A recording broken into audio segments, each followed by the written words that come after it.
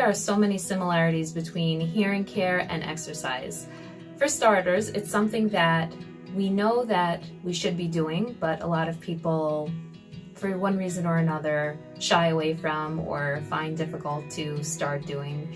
It's the kind of thing that once you start doing it, even though it's work, you're happy that you're doing it, you feel good afterwards, and ultimately you end up telling others how good you feel and how awesome it is to stay healthy. At the basic level, hearing in general is actually exercise for the pathway between our ears and our brain. And the more that we're hearing and the better that we're hearing, the stronger that connection stays and the healthier that our mind and ear connection actually stays.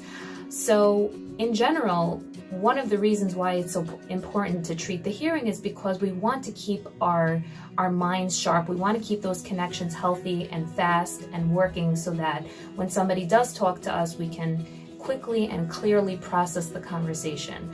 Now, conversely, when somebody doesn't hear so well, the pathways, slow down, wear down. But the good thing is, like exercise, this is something that can be strengthened, with proper medical treatment. So when somebody wears hearing aids and when somebody follows the other recommendations of an audiologist, such as online auditory exercises, auditory training, other helpful listening strategies, all of these things actually work to strengthen this pathway. And even though it is difficult to do, it's usually something that may not work overnight, but after time, you definitely see results and you see payoff. Now, what usually helps people to follow through on their fitness goals or conversely on their hearing goals? And this is something that I think about often. One of the things is to make it easily accessible. The easier something is to access, the more likely you are to actually do it. So while there are a lot of excellent hearing providers and doctors in Manhattan, it might be a little bit of a deterrent if somebody has to travel for over an hour before they even end up in the doctor's office, or if you go to a busy clinic where you have to wait for a long time. That is a deterrent versus if you have a provider that's in your neighborhood that is under 10 minutes from you, that has easy parking, that has a strict appointment schedule that runs timely.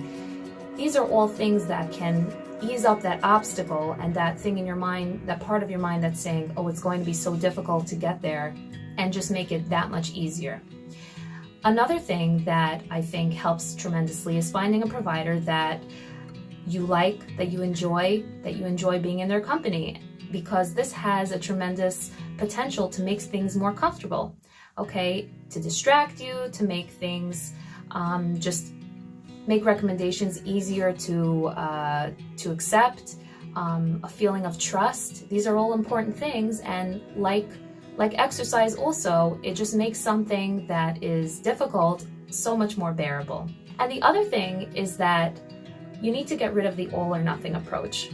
And this is something that trainers will tell you, that nutritionists will tell you. Some people have the feeling of either I can do it all or it's not worth it doing it all. Okay, and with hearing, you have to realize, even if you take it in bite size, even if you get something basic, even if you just take that first step of visiting with the audiologist, this is very helpful and goes a very long way. There's no need to psych yourself up to, oh my gosh, the first time I'm automatically going to need hearing aids, and there's no way that I can accept that at this point, so I'm not even going to bother. No. Bite size is okay. Slowly, as we introduce you to what we do and how important this is for your health, you will come to the realization on your own, and it will be so much more tolerable and easy to accept.